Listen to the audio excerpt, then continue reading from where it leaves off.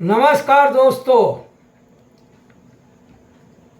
मैं दिलीप कोसारे महाराज मानव हित कल्याण सेवा संस्था का संस्थापक राष्ट्रीय अध्यक्ष होने के नाते से एक वीडियो के माध्यम से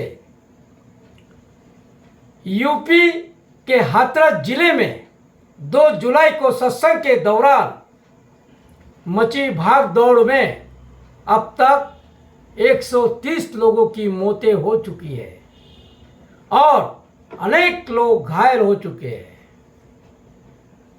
हादसे के बाद से ही कथावाचक नारायण साकार हरि उर्फ भोले बाबा फरार हो चुके हैं। हाथरस हादसा पुलिस की नौकरी से लेकर यौन शोषण के आरोप में जेल जाने तक और श्रद्धालुओं को भ्रमित अंधश्रद्धा फैलाने तक कि क्या है भोले बाबा की पूरी कहानी। आज हम इस विषय वीडियो के माध्यम से आपको बताने की कोशिश कर रहे हैं कि हाथरस भाग दौड़ में 130 मौतों का असली गुनहगार कौन है। यूपी के हाथरस जिले में 2 जुलाई को मची भाग दौड़ में अब तक 130 लोगों की मौत हो चुकी है। हादसे के बाद से ही कथावाचक नारायण साकार हरि उर्फ भोले बाबा भूमिगत है। हमारे यहाँ एजेंटों की महिमा अपरंपार है। चाहे परीक्षाओं का आयोजन हो, सरकारी नौकरी की बात या फिर ईश्वर की भक्ति की क्यों न हो, इनसे बचना बहुत मुश्किल है, मुश्किल काम है। धर्म के मामले में स्थिति और गंभीर है, क्योंकि इन एजेंटों की कृपा के शिकार ज्यादातर वे गरीब और अशिक्षित लोग हैं जो आसानी से इनके चुंगल में फंस जाते हैं। जो बातें अब सामने आ रही है उसके बाद यह कहने में संकोच हमें कुछ भी नहीं है। संकोच हमें कुछ भी नहीं है कि ऐसे ही एक धार्मिक एजेंटों के चुंगल में फंसे लोग यूपी के हाथरस जिले में 2 जुलाई को आयोजित एक सत्संग में हिस्सा लेने पहुंचे थे। जिले के पुलराई गांव में हो रहे भोले बाबा नाम के कथावाचक का सत्संग जब खत्म हुआ तो सत्संग के पश्चात बाबा ने कहा कि मेरे पैरों की धूल जो भी अपने माथे पर लगाएगा उनके हर बीमारी हो या कोई भी जिंदगी में परेशानियां हो, सभी बातों का निवारण हो जाएगा। तो लोग उनकी चरण धूली लेने के लिए उतावले हो उठे। नतीजा ये हुआ कि भयानक भाग दौड़ भयानक भाग दौड़ मची और अब तक के आंकड़ों के मुताबिक 130 लोगों की मौत हो चुकी है और कई घायल हो चुके हैं। इसका जिम्मेदार कौन है? बाबा या उनके सेवादार या पुलिसकर्मी? तो मेरा खुद का तजुर्बा और अनुभव करता है कि अगर कोई भी बाबा हो या कोई नेता हो अपने मंच के ऊपर से अगर कोई बातें सही कहता है या सही दिशा दिखाता है तो भक्तों की या श्रद्धालुओं की दशा सही होती है। अगर दिशा सही हो तो दशा सही होगी। लेकिन हम इसके ऊपर उसके ऊपर दोष मंडराते रहते हैं। यानी हमारी क्या गलती है, हमारी क्या गलती है वह न दोहराते हुए प्रशासन के ऊपर और सबसे सस्ता सौदा पुलिस कर्मी के ऊपर लाकर थोप देते हैं। अरे भाई, कोई भी बाबा, कोई भी नेता अगर उन्होंने पुलिस परमिशन अगर 80,000 की ली है, मैं मानता हूं 80,000 की ली है, अब क्या 80,000 का ही आंकड़ा आएगा? 80,000 की परमिशन या हो सकता है कि उन्होंने कम ली। उनको पता है कि हमारे 2.5 से 3 लाख पब्लिक आने वाली है, क्योंकि उनके पास काफ़ी सेवादार भी होते हैं, उनके वॉलंटियर होते हैं। तो क्या पुलिस वालों के भरोसे कोई भी प्रोग्राम, कोई भी कार्यक्रम, कोई भी सत्संग उन्हीं के आधार पर आयोजित किया जाता है? ऐसा नहीं है। अगर बाबा ने अगर कहा होता, खुद बाबा ने, ये काम बाबा का है, सेवादारों का नहीं है, ना पुलिस वालों का, पुलिस कर्मियों का नहीं है। ये काम है जो मंच के ऊपर जो रहता है नेता, व्यासपीठ पे बाबा, महाराज या अनेक कोई भी नेता हो या नेतागण हो, जो मंच के ऊपर से उन्होंने अपनी वाणी के माध्यम से जो भी कहा है वो एक नियम बन जाता है। क्या बन जाता है? नियम। अगर उन्होंने कहा होता कि कोई भी मेरे पैर को ना छुए, तो मजाल है कि भक्त श्रद्धालु गण उनके पैर को छू ले।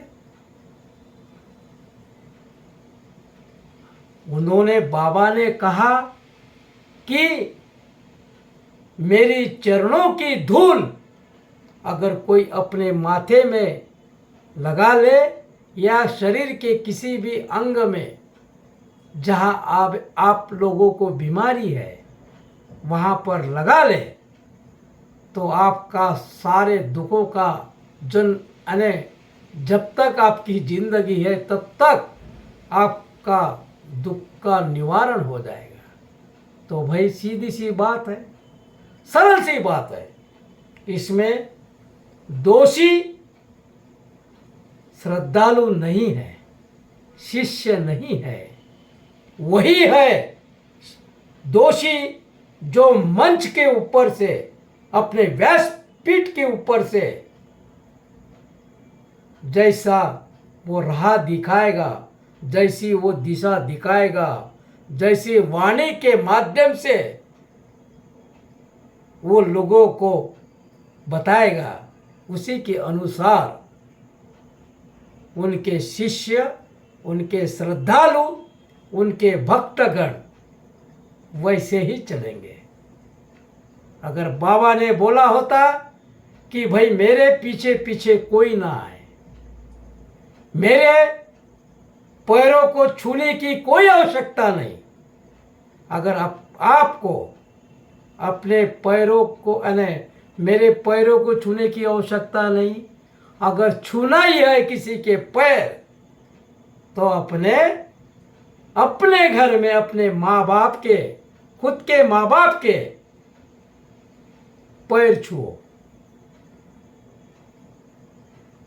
ऐसा गुरु ने अगर, बाबा ने अगर कहा होता तो कौन भक्त, कौन श्रद्धालु बाबा के पैर छूने जाएगा? ये नियम बनाना पड़ता है। जैसा सरकारी नियम बनते हैं वैसे बाबाओं के भी कोई नियम होते हैं। अनेक प्रकार के सत्संग होते हैं। 10 लाख, 20 लाख, ये 2.5 लाख, ये चिल्लर है। ये 2.5 लाख की जो पब्लिक है ये चिल्लर है, चिल्लर। 10, 15, 20 लाख पब्लिक के बड़े बड़े आयोजन होते हैं। वहाँ भाग दौड़ नहीं बसती, वहाँ नियम होते हैं, वहाँ सही नियम होते हैं कि भाई जब बाबा चलेगा, मंच से उतरेगा सत्संग के पश्चात, तो उनके पीछे पीछे कोई दौड़ेगा नहीं। तो मेरा मानना यह है कि, मेरा कहना यह है कि भाग दौड़ मस्ती नहीं। अगर उनका हुक्म मंच, व्यासपीठ से अगर हो जाए कि मेरे पीछे पीछे दौड़ने की कुछ भी जरूरत नहीं है, जो आपको मंच के ऊपर से सत्संग के माध्यम से जो भी बताया गया है उसी को धारण करना है आपको, और अपना ध्यान साधना करना है। अपने परिवार में रहते हुए, अपने घर गृहस्थी में रहते हुए आपको जो बताई गई विधि है उसी के अनुसार आपको ध्यान साधना करना है। बस बात खत्म। ये अंदर श्रद्धा फैलाना नहीं तो क्या है? पैरों की धूल, मेरे पैरों की धूल अपने माथे में जो लगाएगा उसका जीवन में उद्धार हो जाएगा। उसका पूरा यानी जो दरिद्रता है, गरीबी से मारे हुए लोग हैं, दुखियारी लोग हैं, उसका कल्याण और उद्धार होगा। तो मुझे ये बताइए कि भाई लालच किसको छोड़ा है? तो इसी लालच के अंतर्गत में ये हादसा हुआ। अगर बाबा ने अगर ऐसा नियम बनाया होता कि भाई अगर यह शब्द, ये नियम अगर ना होता, कौन सा नियम? मेरे पैरों की धूल अपने माथे पे लगाना, ये शब्दों का अगर वहाँ पर, यह पता नहीं हमें उसके पहले भी अगर उन्होंने कहा होगा, मुझे तो नहीं लगता है। ये जो हादसा हुआ उसी के वजह से हुआ, बाकी दूसरी कोई भी वजह नहीं है। इसमें ना कोई दोषी है सेवादार, ना कोई सरकारी प्रशासन, यह है दोषी केवल बाबा। अगर मान लो, अगर 2.5 लाख 80,000 की परमिशन लिया, 2.5 लाख पब्लिक श्रद्धालु वहां पहुंचे। मैं कहता हूं 2.5 लाख पब्लिक को संभालने के लिए अगर 10 लाख भी पुलिसकर्मी अगर उस जगह पे होते और बाबा ने अगर कहा होता कि मेरे चरणों की धूल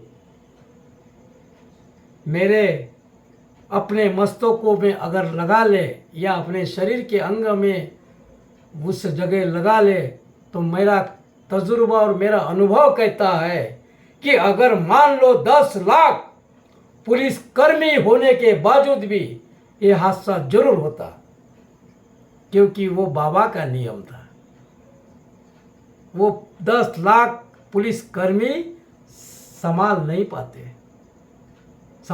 पाते, तो भी लोग इतने लोग मरते ही मरते, यानी इनकी मौतें उतनी होती ही होती, क्योंकि वो नियम था, बाबा ने बनाया हुआ था कि इनकी मौतें हो। अरे भाई, इतना अगर ज्ञान नहीं है किसी व्यक्ति के पास, तो उन्होंने बाबा या महाराज की छोड़ देना चाहिए या करना ही नहीं चाहिए। जिसके पास ज्ञान का स्रोत ना हो या उनके पास रति भर भी ज्ञान ना हो कि भाई हम ऐसा नियम बनाएंगे, तो इसमें कितने जाने जा सकती है, कितने मौतें हो सकती है, कितने लोग घायल हो सकते हैं। सीधी सी बात है। इसमें क्या है? इसमें भ्रमित करने वाली, इसमें कोई राजनीति करने वाली कोई बात ही नहीं है। कौन कहता है कि इसमें राजनीति हो रही है? जनरल सी बात है, एक छोटा बच्चा भी जानता है, 5वीं क्लास का बच्चा भी इस चीज को जानता है। नियम के आधार पे यह हादसा हुआ, जो नियम उन्होंने बनाया था। अभी बहुत से ऐसे सत्संग के मंच हुआ करते हैं, 5 लाख 10 लाख बहुत पब्लिक होती है, वहां नियम होता है, ऐसा थोड़ी है।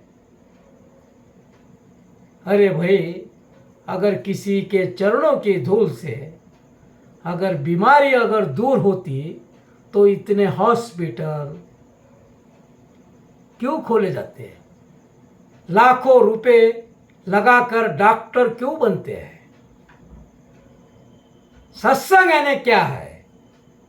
सत्संग का मतलब है सत्य का संग। सत्य का संग बोलो तो जो बाबा या कोई महाराज या कोई नेता भाषण देता है अपने मंच के ऊपर से, उसका संग करना, उसको उस विचारों को अपने आप के अंदर धारण करना या उसको सुन लेना, समझ लेना।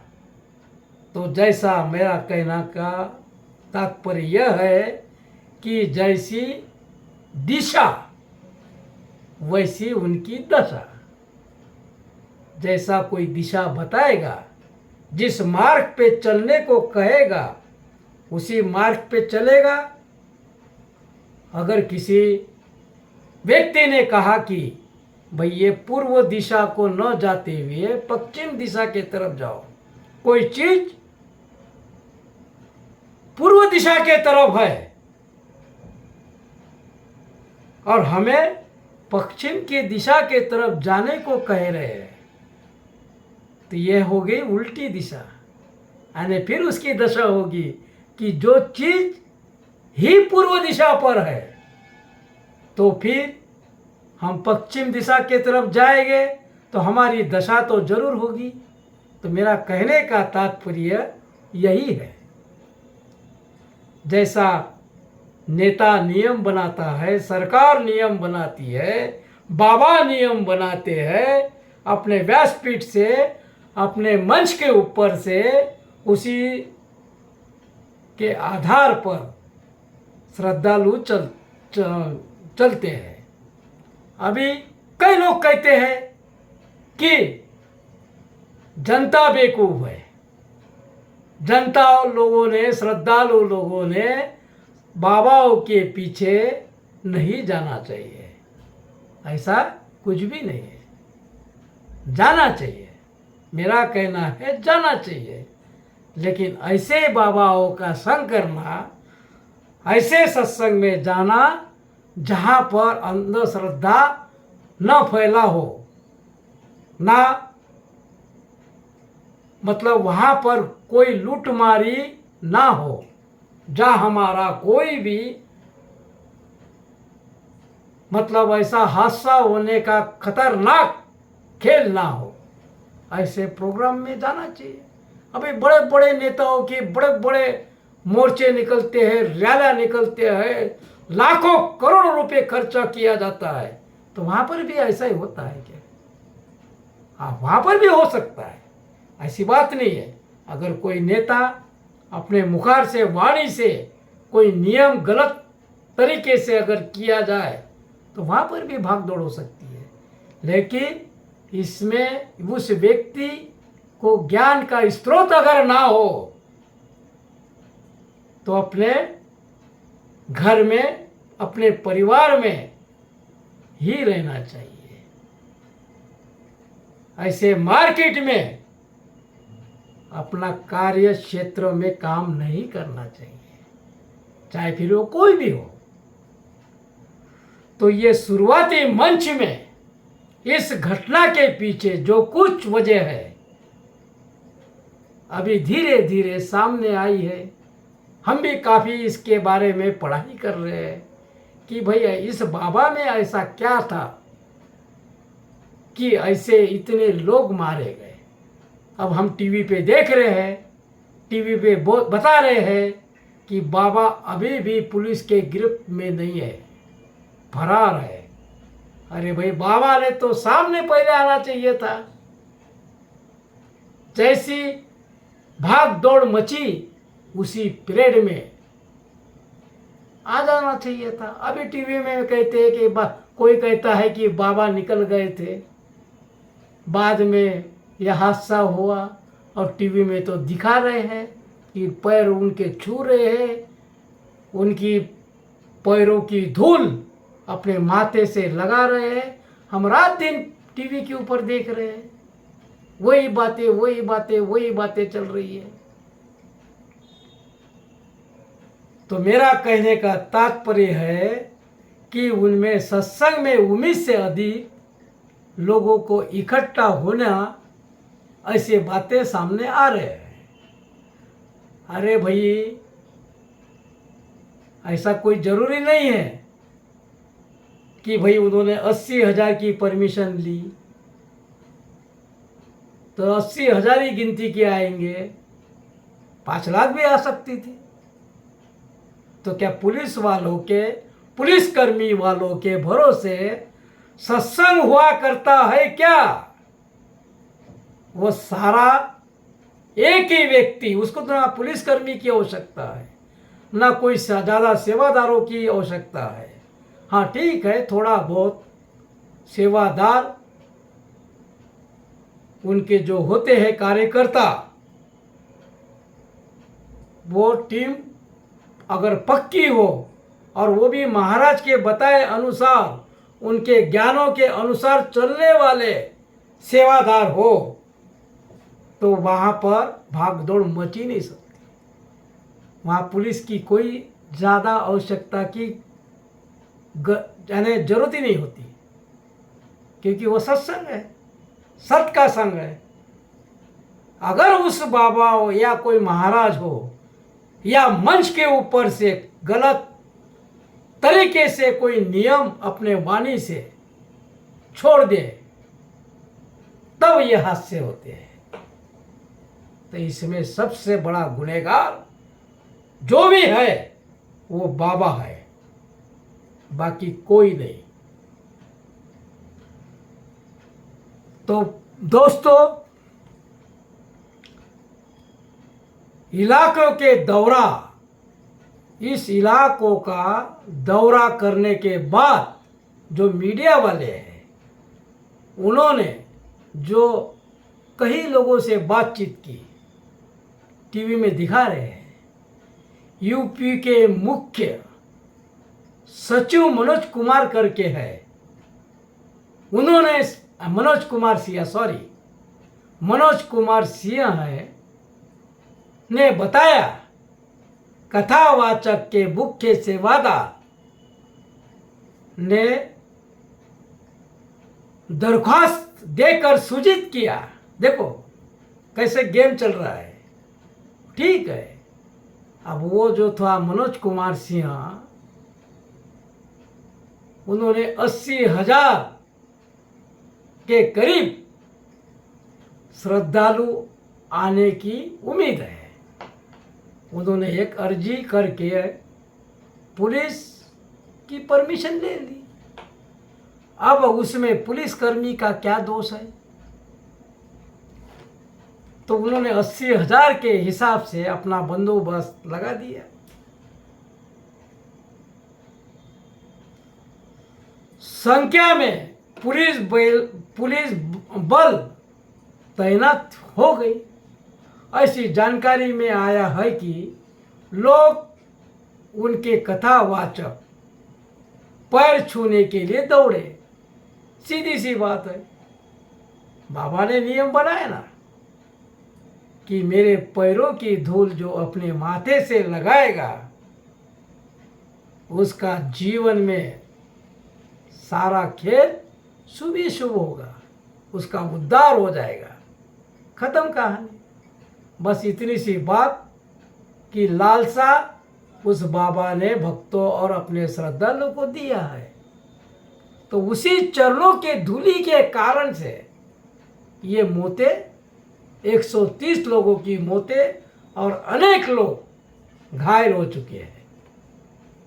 इसमें ज़्यादा कुछ अपना दिमाग लगाने की कोई ज़्यादा आवश्यकता नहीं है।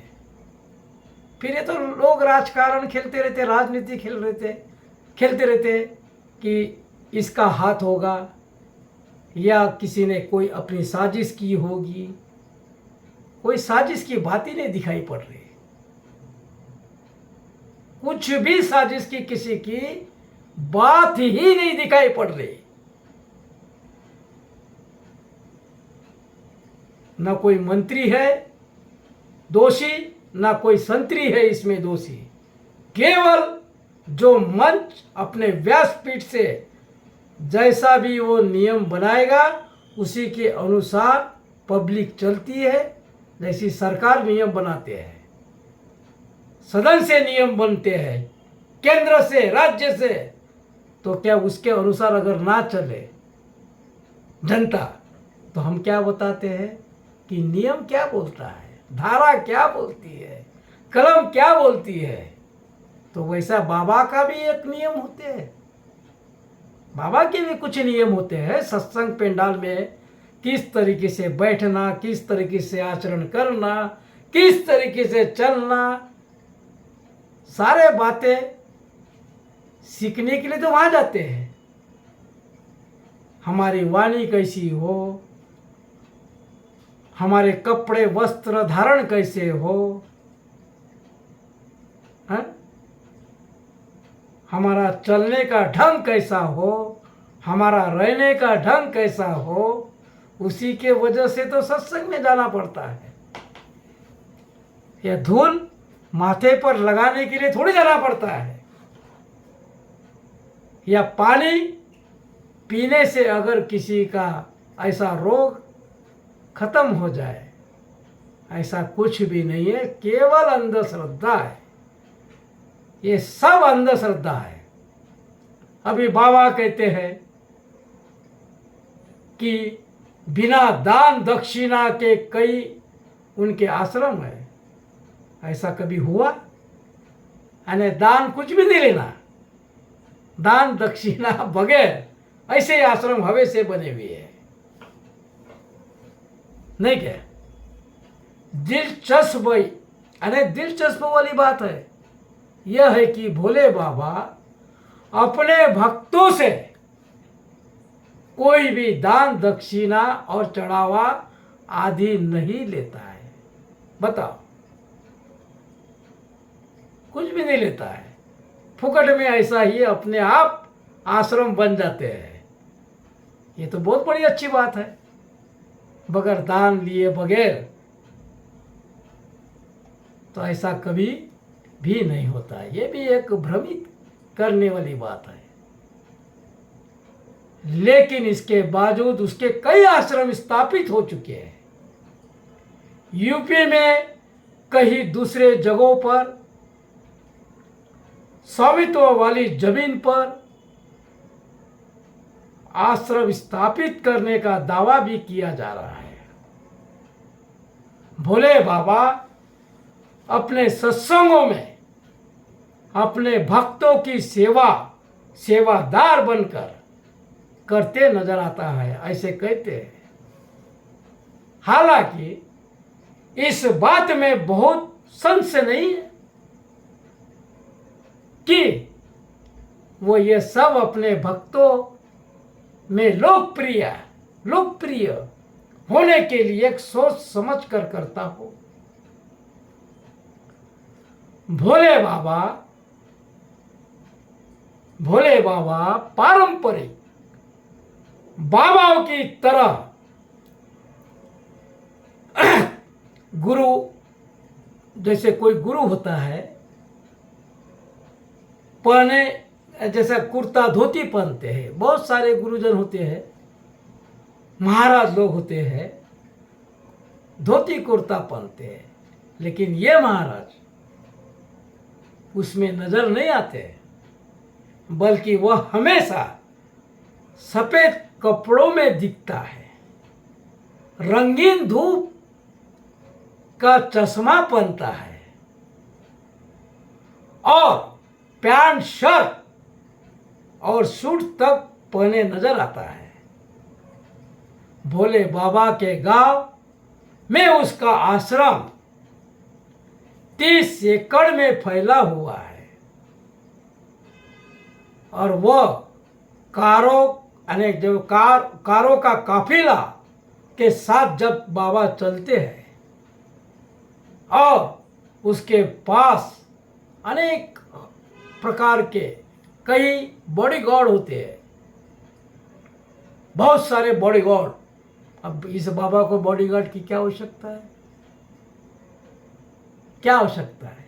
जब बाबा है और वो खुद कहते हैं कि ये ऐसा करने से, मेरी चरणों की धूल लगाने से, ये पानी पीने से, वो पानी पीने से सारे दरिद्रता की आपकी दूर हो जाती है। और उस बाबा को बॉडीगार्ड की क्या आवश्यकता है?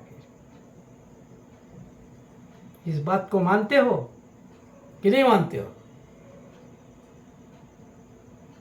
बाबा जब सत्संग करते हैं, कोई भी बाबा जो सही में बाबा है, जो सही में अगर महाराज है, जब सत्य का संग, सत्य बड़ा या असत्य बड़ा, जब सत्य का संग करने वाले को बॉडीगार्ड की क्या आवश्यकता है? तो ये बाबा नहीं है। जो भी महाराज को, जो भी बाबा को अगर बॉडीगार्ड लगता है, जेट सुरक्षा लगती है, तो समझ जाओ कि वो बाबा नहीं है, पाखंडी है, दलाल है, एजेंट है, समाज का दलाल है, फंसाने वाला एक व्यक्ति है। हालांकि ये जो बाबा थे हमारे हाथरस के हादसे के, इंटरनेट पे वो कहीं लोकप्रिय नहीं है, इंटरनेट के दुनिया में नहीं है, सोशल मीडिया पर उसके भक्तों की बहुत मौजूदगी नहीं दिखाई देती। बताओ, वो मीडिया से दूरी बनाए रखता है, ऐसे बाबा है। लेकिन जमीन पर खासकर ग्रामीण इलाकों में उसके लाखों की संख्या में अनुयायी है और उसमें ज़्यादातर महिला है, पुरुष नहीं है, बहुत कम है। पुरुषों की संख्या बहुत कम है। उसके अनुयायी जिनमें से ज़्यादातर महिलाएं काफ़ी है, आमतौर पर गुलाबी कपड़े पहनती है और उसे भोले बाबा के रूप में पूजती है। तो ये भोले बाबा की पत्नी है या मामी है, अब इसका खुलासा भी सामने आया है। जो बाबा के साथ जो बैठती है मंच के ऊपर, उसका धीरे धीरे कोई खुलासा आया। कोई कहता था कि बाबा की पत्नी है, कोई कहता था हट मामी है। तो वो भी एक थोड़ा सा खुलासा सामने जरूर आ गया। भोले बाबा के सत्संगों में अक्सर उसके साथ एक महिला बैठी नजर आती है। कई दावों में इस महिला को बाबा की पत्नी या सेविका बताया जा रहा था, लेकिन वैसा नहीं। यानी सारे जांचों के बाद मुताबिक उनके भक्तों के बीच माता श्री के नाम से पहचाने जाने वाली महिला बाबा की पत्नी नहीं, बल्कि रिश्ते की मामी लगती है। अनेक रिश्ते में एक मामी लगती है।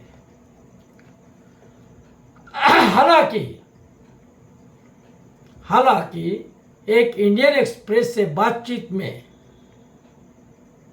बहादुर नगर गांव की प्रधान नाजिस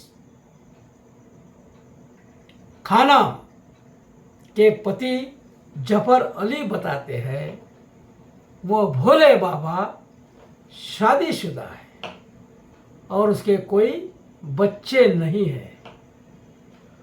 पुलिस की नौकरी छोड़ने के बाद, बाबा पुलिस में थे, पुलिस की नौकरी छोड़ने के बाद उसने अपना नाम भोले बाबा रख लिया, जबकि उसकी पत्नी को माता श्री के नाम से जाना जाता है। अली के मुताबिक बाबा का परिवार संपन्न है और वो 3 भाइयों में दूसरा नंबर का है। उसके बड़े भाई की कुछ साल पहले मौत हो गई थी, जबकि छोटे भाई राकेश, जो एक किसान है, अभी भी अपने परिवार के साथ गांव में रहते हैं।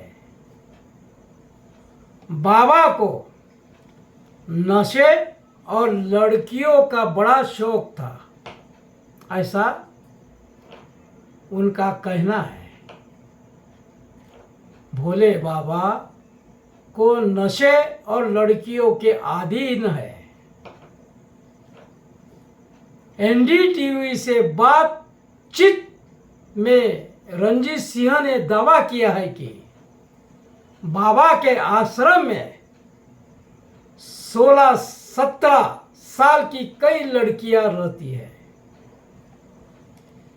जिन्हें ये अपने शिष्य बताता है। वह इन लड़कियों से गलत काम भी करवाता है। साथ ही बाबा सिगरेट और शराब के आदी हैं।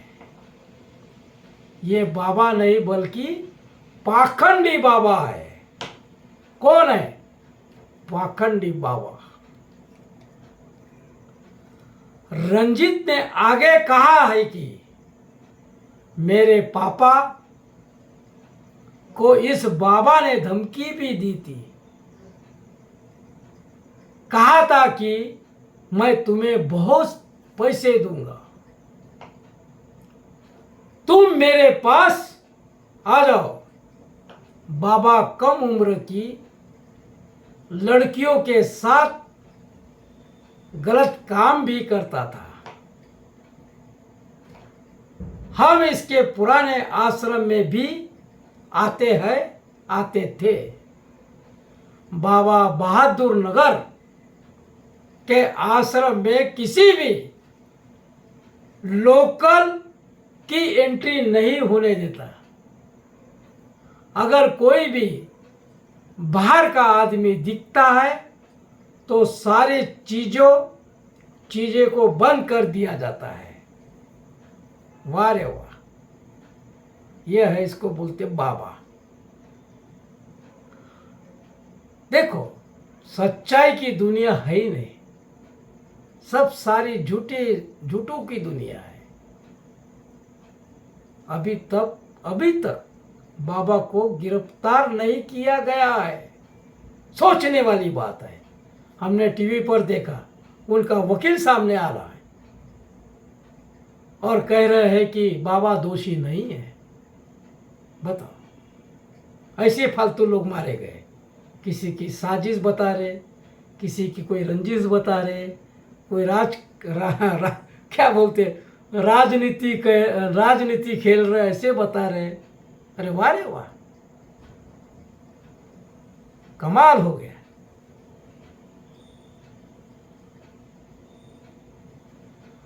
अभी धीरे धीरे बात सर्च आउट में निकल रही है, आ रही है। अगर पुलिस ही आश्रय की तरफ आते हैं दिखती है तो पहले लड़कियों को पीछे के रास्ते से भगा देता है। वाह रे वाह, वाह रे महाराज। और आश्रम को बंद कर देता है। कहा जा रहा है कि इस हादसे के बाद भोले बाबा उर्फ नारायण साकार हरि भूमिगत है। एफआईआर में भी भोले बाबा को आरोपी नहीं बनाया गया है।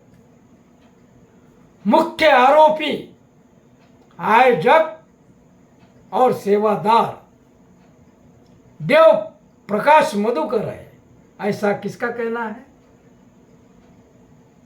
उन समिति का, उस ट्रस्ट का, उस कमेटी का, या फिर और किसी का? अभी बताओ, कहाँ की बात किधर? यानी बाबा को दबाने के लिए सेवादार देव प्रकाश मधुकर है दोषी। उसने क्या किया भैया ऐसा? वो मधुकर ने क्या कहा, क्या किया? दूसरे नंबर पर अन्य आयोजक और अन्य सेवादार आरोपी है। आयोजक क्यों है? आयोजक का क्या लेना देना है उसमें? इस हादसे में, हाथरस के हादसे में आयोजक का क्या लेना देना है? आयोजक ने कहा था कि भाई बाबा के, महाराज के पैरों की धूल अपने मस्तक में लगाना, महाराज के, बाबा के पैर छूना, ये किसका काम है? आयोजक का काम है। आयोजक था मंच के ऊपर, के सेवादार थे मंच के ऊपर। नियम किसका था? एक व्यक्ति का होता है। नियम हजारों लोगों का नहीं होते, सिर्फ एक व्यक्ति का होता है। ठीक है, जो भी है, ये तो हमने भी इंटरनेट से सभी बातें निकाली है, खोज खोज के, हमें भी कोई पता नहीं। अब जैसा धीरे धीरे इधर उधर से हमको मालूमात पड़ रही है, हम इस वीडियो के माध्यम से जनता तक पहुंचाने की कोशिश कर रहे हैं। तो कहते हैं कि दूसरे नंबर पर अन्य आयोजक और अन्य सेवादार आरोपी है। एक बाबा को बचाने के लिए दूसरों को फंसाना, वारे शेर। अब ये सवाल उठता है कि ये भोले बाबा है कौन? इसकी अब तक की कहानी क्या रही है? भोले बाबा बनने से पहले ये यूपी पुलिस में कांस्टेबल थे। भोले बाबा बनने से पहले यूपी पुलिस में कांस्टेबल थे। 2 जुलाई यानी हादसे से पहले हाथरस के सड़के से जिस नारायण साकार हरि नाम के कथावाचक के सत्संग के पोस्टरों से प्रकाशित थी, वह एक समय में यूपी पुलिस के स्थानीय खुफिया विभाग में कांस्टेबल रहा था। वारे वाह। इस कथावाचक लोग भले बाबा और विश्व हरि के नाम से भी जानते हैं, लेकिन इसका वास्तविक नाम सूरजपाल सिंह जाटो है।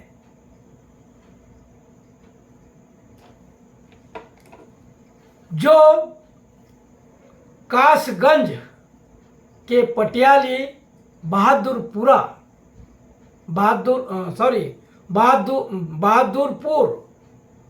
गांव का निवासी है। 58 साल का सूरजपाल सिंह एक दलित परिवार से है, ऐसे कहते हैं।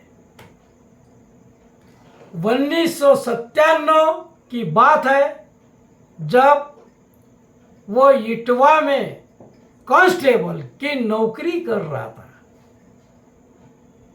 इसी दौरान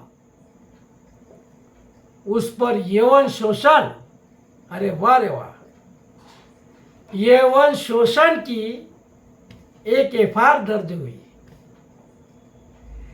इस मामले में इस कांस्टेबल की नौकरी से निलंबित कर दिया गया था।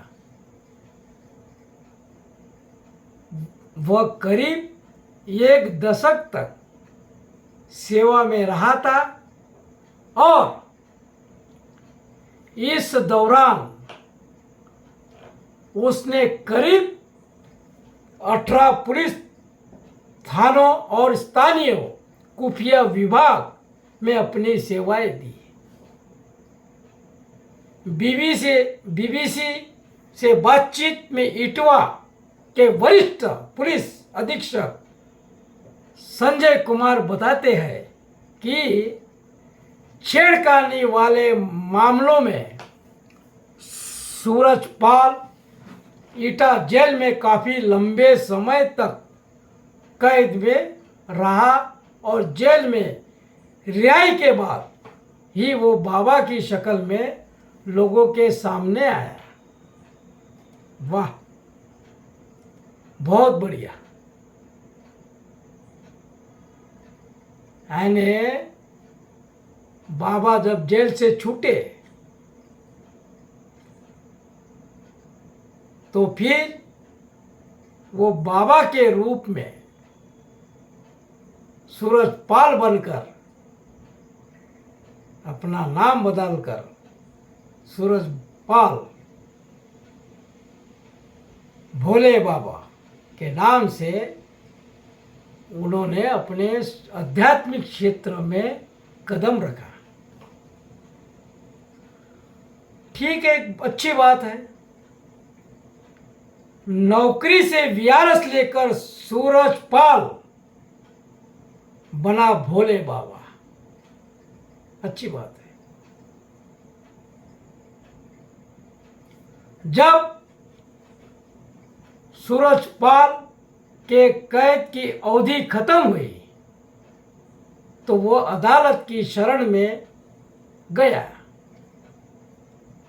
जहां उसकी नौकरी फिर से बहाल हो गई।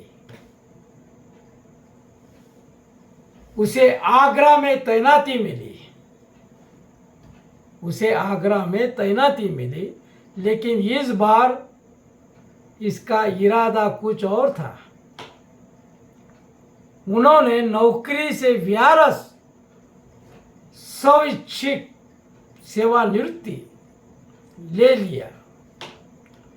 इसके बाद वह अपने गांव नगला बहादुरपुर पहुंचा, जहाँ कुछ दिन रुकने के बाद उसने ईश्वर से संवाद होने का दावा किया और खुद को भोले बाबा के तौर पर स्थापित करने की दिशा में काम शुरू किया। काम उन्होंने अपना चालू कर दिया आध्यात्मिक क्षेत्र की, कि भाई मैं भोले बाबा का भक्त हूँ या मेरा नाम भोले बाबा है। रंजीत सिंह जो बाबा के आश्रम में काम करते रहे हैं, उन्होंने एनडीटीवी से बातचीत में बाबा के काले कारनामों का खुलासा किया। रंजीत ने बताया, मेरे पापा इनके आश्रम में 15 साल रहे हैं। भोले बाबा का जहां गांव है, हम वहीं से, मेरा बचपन उसी गांव में गुजरा है। बाबा के पिताजी नन्हे बाबू थे, जो किसान थे। पुलिस की नौकरी छोड़ने के बाद बाबा ने सत्संग का ढोंग रचाकर पहले अपने एजेंट तैयार किए। एजेंट को तैयार किया। एजेंट इकट्ठा करने के बाद बाबा ने उनको पैसे दिया।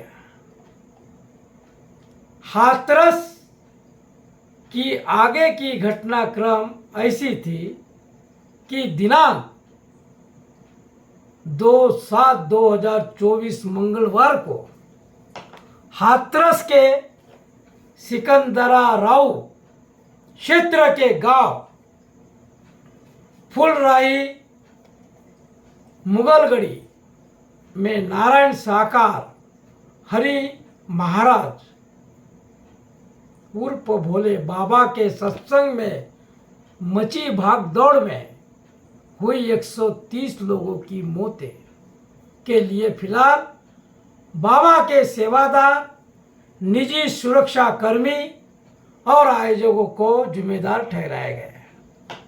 बताओ कितनी बड़ी बात है ना? मजे लायक बात। करनी कोई और करे और भरे और कोई। अब इसमें मुझे यह समझ में नहीं आता कि भाई 2.5 लाख पब्लिक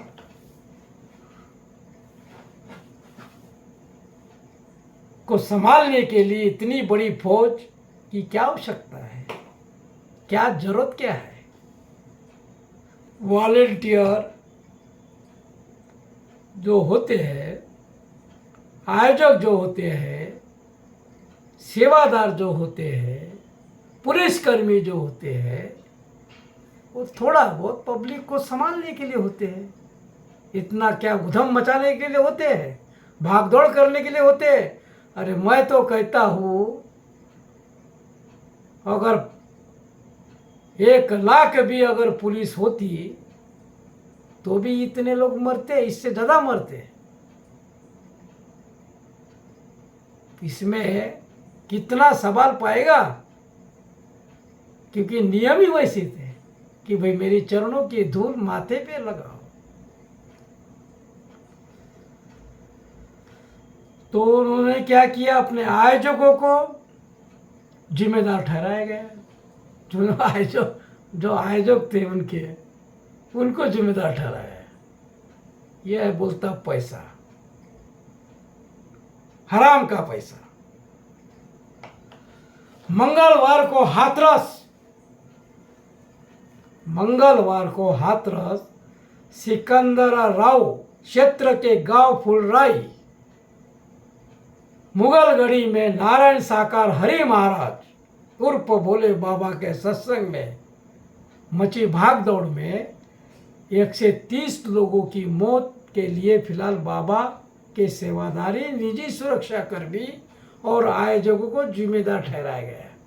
यानी कितनी बड़ी बात है, सोचने वाली बात है। यानी इसमें बाबा का कोई दोष नहीं है, ऐसा उनका कहना है। जो बचाव पक्ष में है, जो उनके वकील है या उनको जो सपोर्ट करने वाली कोई नेतागण है, तो कहाँ पर ढकला? उनके आयोजक के ऊपर, उनके सेवादारों के ऊपर, उनके बॉडीगार्डों के ऊपर।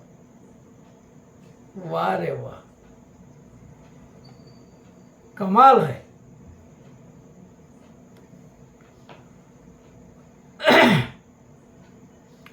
इन दोनों ही रिपोर्ट में जो भाग दौड़ हुई के लिए इन्हें ही जिम्मेदार माना जा रहा है। वही आयोजक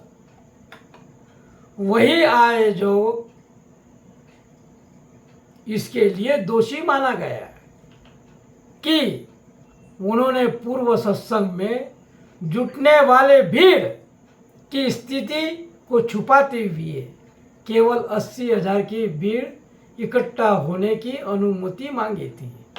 हाँ तो मांगी थी, उसमें क्या फर्क पड़ता है? अरे भाई 80,000 की मांगी थी, 2.5 लाख पब्लिक आ गई, तो कौन था आसमान आपके सर के ऊपर गिरा हुआ था? उससे कोई फर्क नहीं पड़ता बाबा जी।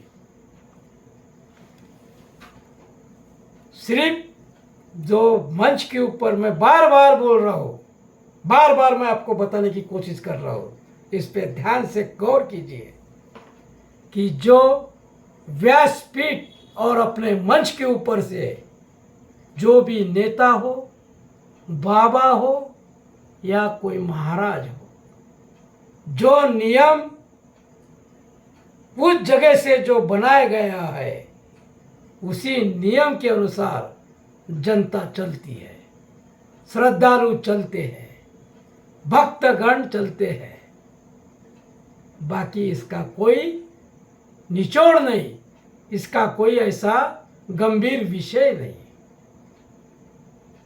बिल्कुल सिंपल लॉजिक सी बात है। अब वो बार बार कानों से सुनने में आ रहा है 80,000 की अनुमति ली, 2.5 लाख पब्लिक आ गई इसलिए मर गई। अरे 2.5 लाख चिल्लर है, 10 लाख 20 लाख ऐसे आयोजन में, सत्संग में अपाट श्रद्धालु होते हैं। वहाँ ऐसा नहीं होता। वहाँ क्या बहुत सारी पुलिस होती है क्या? यानी जहाँ 10 लाख पब्लिक है तो क्या 15 लाख पुलिस होती है? कमाल है। वहाँ नियम बनाए जाते हैं, नियम बनाए जाते हैं। अरे जब बाबागिरी करना जब आता ही नहीं तो बाबागिरी करना ही क्यों? बाबागिरी नहीं करना चाहिए। जब नेतागिरी करना आता ही नहीं तो नेता बनना ही क्यों? नहीं बनना, सिर्फ वोट डालो।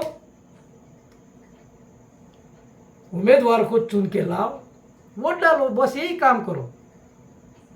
खुद नेतागिरी नहीं करना। यहाँ अकल की बात है। जिसके पास ज्ञान का स्रोत अगर ना हो तो वो ना नेता बने, ना बाबा बने, ना कोई महाराज बने। बस अपने घर में, अपनी घर गृहस्थी में, अपने परिवार में उसने अपना जीवन व्यतीत करना चाहिए। सिंपल सी बात है। 80,000 की भीड़ आने कितने शर्म की बात है। 80,000 की अनुमति ली, 2.5 लाख पब्लिक है। बापा बापा, अरे बहुत 2.5 लाख ज्यादा होगी पब्लिक। कमाल बताते हो। ये बात हजम नहीं होती, ये हमें हजम नहीं होती। तो उसका इंतजाम बरोबर ठीक ढंग से नहीं हुआ तो क्या बाबा यानी पुलिस वालों के, प्रशासन के भरोसे बैठी थी कि प्रशासन पुलिस भेजेंगे और पब्लिक को संभालेंगी? फिर तुम्हारा कौन सा काम है वहां पर बाबा का? सिर्फ पैसे कमाना, एजेंट बन के लोगों का खून चूसना और लोगों को ऐसे ही मरवाना, नहीं क्या? यही काम है क्या? हाँ, 80,000 पब्लिक आयोजक ने अनुमति ली, 2.5 लाख पब्लिक आई, ऐसा हुआ वैसा हुआ। कमाल, ये कोई बात है? कोई बात नहीं है।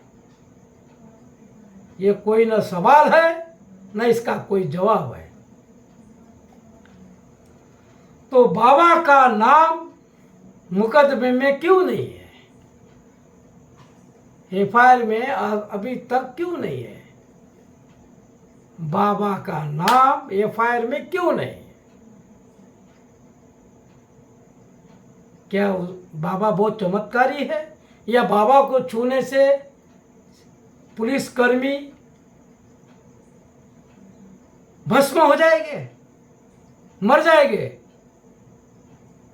बाबा को छूने से बाबा तो अंडरग्राउंड हो गए। कमाल है। 130 लोग मारे गए, कई लोग अनेक घायल हो गए और बाबा वहां से वांटेड। इसको बाबा कहते हैं।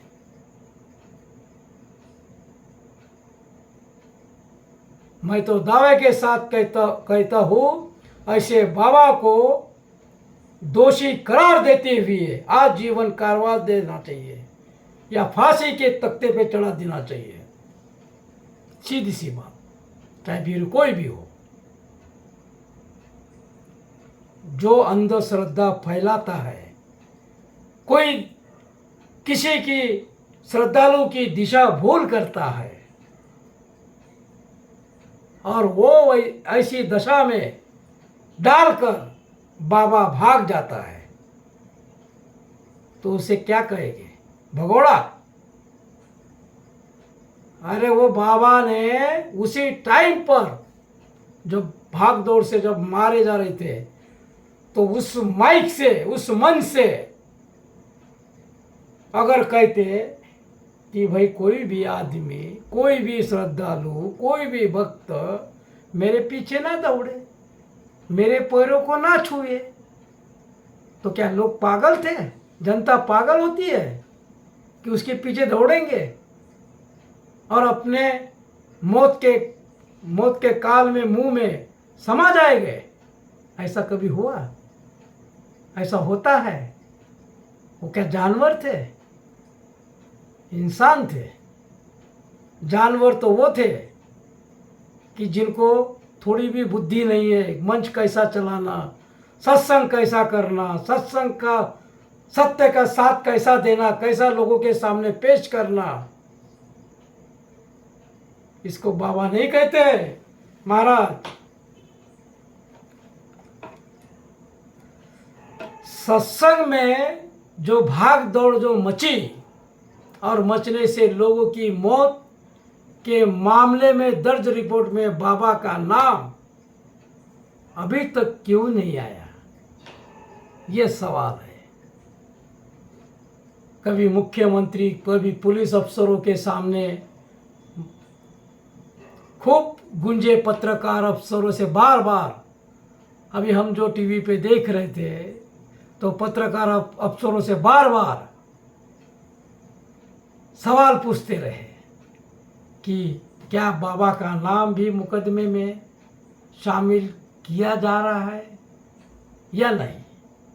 सवाल वही, उसी का जवाब मिलते जा रहा, नहीं, बाबा का नाम अभी तक दर्ज नहीं हुआ, नहीं हो सकता है।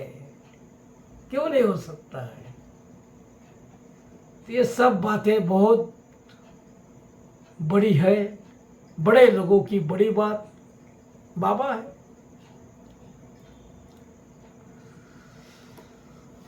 तो देखो, मुद्दे की बात ऐसा सुनने में आया है मीडिया के माध्यम से कि जो 2.5 लाख की जो पब्लिक आई, यानी मरने के बाद, अगर हादसा नहीं होता तो बात दर्ज जाती थी, तो कम से कम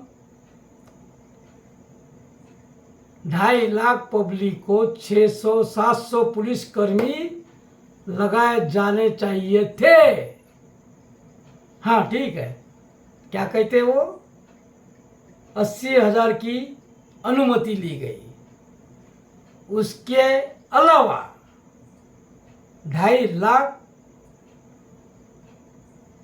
श्रद्धालु वहाँ पेंडाल में आए, मानते हैं हम, और 600-700 पुलिसकर्मी होना था। यानी हमारी बाप की खेती है,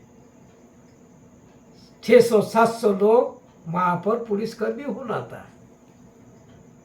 अरे मैं तो बोलता हूँ 10,000 भी अगर पुलिसकर्मी होते और बाबा का ऐसा नियम होता तो भी हादसा होता।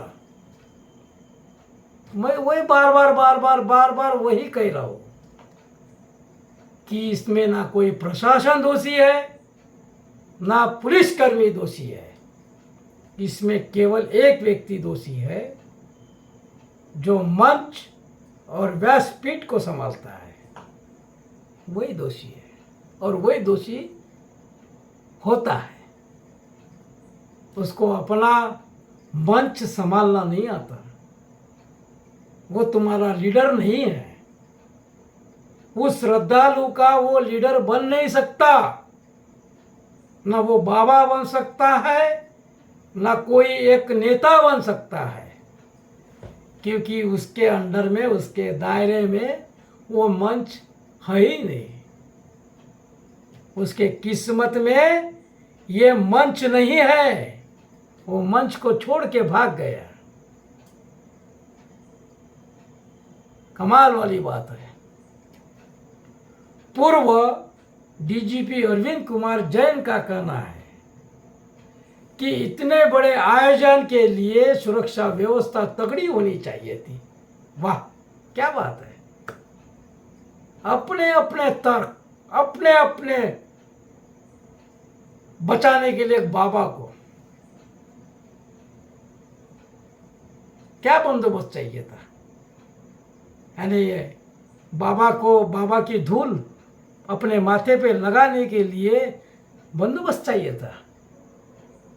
यानी ये अंधश्रद्धा फैलाते रहे बाबा, बंदोबस्त बढ़ाते रहे, प्रशासन बढ़ाते रहे और माथे पे उनकी चरणों की धूल लगाते रहे। ऐसी ही बात होगी ना, ये हजम नहीं होती बाबू बात। पीएस की कंपनी होती है, वही बाबा को अपनी यानी कहने का मतलब है कि ये अपने पूर्व डीजीपी अरविंद कुमार जैन का कहना है कि इतने बड़े आयोजन के लिए सुरक्षा व्यवस्था तगड़ी होनी चाहिए थी। कम से कम 600-700 पुलिसकर्मी लगाए जाते हैं। ठीक है, कोई बात नहीं। पीएससी कंपनी होती, वही बाबा को अपनी एम्बुलेंस और डॉक्टर तैनात करने चाहिए थे, तो फिर क्या किए थे? तैनात नहीं करना था। ये पहली बार प्रोग्राम लिया था क्या? क्या पहली बार अभी यानी मैदान में उतरे थे बाबा और पहला ही सत्संग था उनका? ऐसा था क्या? फिर इतने आश्रम, इतने जगह जगह पे आश्रम, इधर आश्रम उधर आश्रम, लाखों के अनुयायी, फिर ये क्या एक दिन रात भर में मतलब हो गया था क्या? इसके पहले भी तो प्रोग्राम किए होंगे ना बाबा ने। क्या पहली बार ही 2.5 लाख पब्लिक आ गई? हाँ, क्या लाया गया था मरवाने के लिए?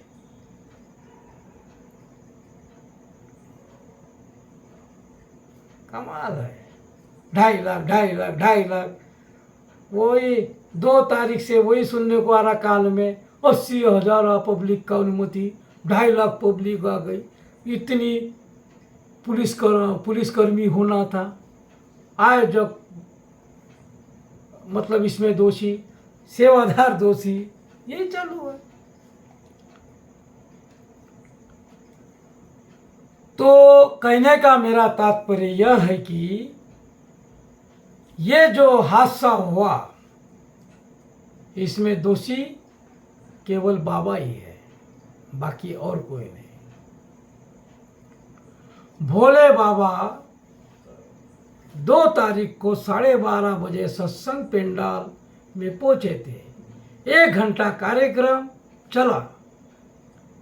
इसके बाद लगभग 1:40 बजे भोले बाबा पेंडाल से निकलकर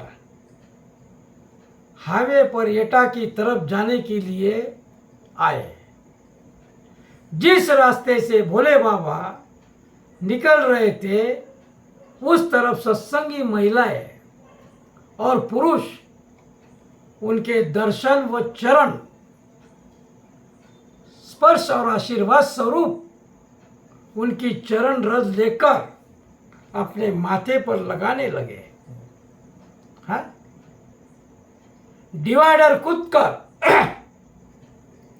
उनके वाहन की तरफ दौड़ने लगे। बाबा के साथ उनके निजी सुरक्षा कर्मी, ब्लैक कमांडो और सेवादार द्वारा बाबा के पास भीड़ न पहुंचने की स्थिति में भीड़ के साथ सभी धक्का मुक्की करना शुरू कर दिया, जिससे कुछ लोग कुछ लोग नीचे गिर गए, ऐसा कहते हैं। कहते क्या, वो टीवी पे दिखाई रहे थे, नीचे गिर गए। तब भी भीड़ नहीं मानी। अफरा तफरी के माहौल पैदा हो गया। भीड़ कार्यक्रम स्थल के सामने खुले के खेत की तरफ भागी और यहाँ फिसल कर लोग गिर गए। इसके बाद उठ नहीं सके। फिर बाबा ने क्या कहा, क्या देखा, क्या किया? जब इतना बड़ा जब चमत्कार मंच के ऊपर जब चल रहा है, इतनी बड़ी शक्ति वहाँ पर मौजूद है, तो ये हादसा होने का मतलब ही नहीं आता कि कौन सी इतने साल बाबा ने किया क्या, कौन सी शक्ति अपनाकर इतने लोग इकट्ठा किए, इतने लोग उनके पीछे दौड़े, अपना समय बर्बाद किया, अपना समय बाबा को दिया। तो किस काम के लिए दिया, किस काम के लिए? इसका जवाब कौन देगा? लोग फिसल फिसल कर मर रहे हैं। अपने आप को संभाल नहीं पा रहे, हाँ, अपने पैरों के ऊपर खड़ा नहीं हो पा रहे, और वो भी बाबा के पेंडाल के मंच के ऊपर जो मंच था, जो पेंडाल था, जिस मैदान के अंदर, जिस भूमि पर बाबा के चरण गिरे, बाबा की दृष्टि गिरी, फिर उस जगह पे यह हादसा क्यों नहीं होना चाहिए था? ये सब ज्ञान का स्रोत है। बाबा ने जो नियम बनाया था, जो दिशा बताई थी, वही दशा भक्तों की हो चुकी है और ऐसे होते रहेंगे। इस बाबा की बात नहीं कर रहा हूं मैं,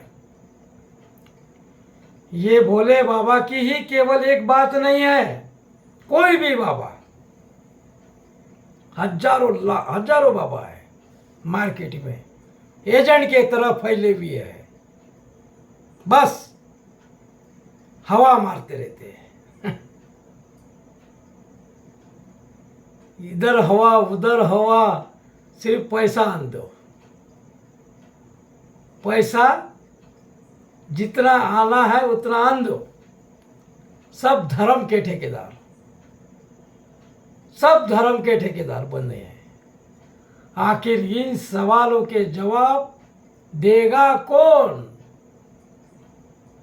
2 लाख की भीड़ जुटी, लेकिन अफसरों ने सुरक्षा बंदोबस्त क्यों नहीं किया? हाँ, बस यही चल रहा है। अब सुनने में ऐसा आया कि 80,000 की उन्होंने अनुमति ली थी, उसके आधार पर प्रशासन ने उनको 170 पुलिसकर्मी की ड्यूटी लगाई गई थी। केवल एक एम्बुलेंस और एक फायर ब्रिगेड मौके पर लगाई गई। मौके पर किसी डॉक्टर की ड्यूटी तक नहीं लगाई गई। देखो, ऐसे उनके आरोप है। हाईवे किनारे आयोजन, लेकिन केवल 4 ट्रैफिक पुलिस कर्मी की तैनाती थी। किसी पुलिस अफसर और मजिस्ट्रेट को क्यों नहीं लगाया गया? अब अरे वाह, शासन से जानकारी पहुंची तो सतर्क हुआ स्थानीय प्रशासन। बस जिधर उधर से बाबाओं को प्रशासन का ही सपोर्ट देना चाहिए, यानी यही धंधे रह गए। इसी से हमारा भारत का विकास होगा।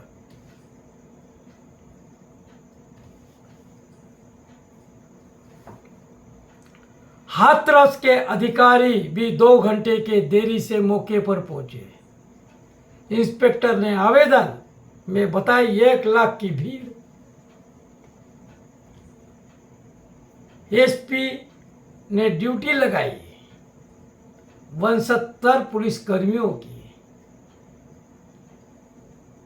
ये सब बातें हैं, ये बातें छोड़ो, ये कोई, इसमें कोई दम नहीं है। जिसकी जाने गई उसकी जाने गई, सिर्फ ये बातें रह गई। ऐसा होना था, ऐसा हुआ रहता, ऐसा अगर सेवादारों ने या आयोजकों ने टाइट सिक्योरिटी रखते तो हादसा नहीं होता। अरे भाई, कितनी भी टाइट सिक्योरिटी रखो, कितनी भी टाइट सिक्योरिटी का पूरी मिलिट्री की फौज लगा लो, तो भी हादसा होता ही होता। मैं बार बार कह रहा हूं, होता ही होता। क्यों? क्योंकि वहां अकल का काम है। पब्लिक को संभालना ये कोई बच्चों का खेल नहीं है, ये पुलिस कर्मियों का खेल नहीं है बाबू। लाखों पब्लिक को संभालना एक व्यक्ति संभालता है। जब देश का प्रधानमंत्री एक पूरे भारत को चलाता है, चलाता ना। तो उसी प्रकार बाबा भी पूरे मंच को, एक बाबा अपने खुद के मंच को, फिर वो 10 लाख पब्लिक रहे या 20 लाख पब्लिक रहे, सवाल ही पैदा नहीं होता।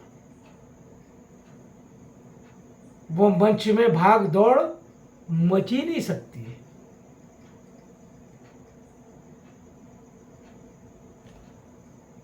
क्योंकि ये मैं दावे के साथ कहता हूं, दावे के साथ, क्योंकि हमने भी ऐसे बहुत मंच देखे हैं, बहुत।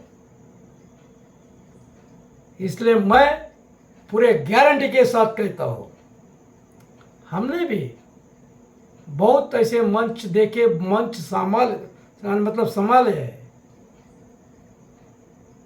तो इसलिए मैं बार बार कहता हूं कि ये 2.5 लाख पब्लिक बता के गुमराह ना करे कि ये 2.5 lakh public, 2.5 lakh public, 2.5 lakh public, 80,000 की अनुमति और 2.5 लाख पब्लिक।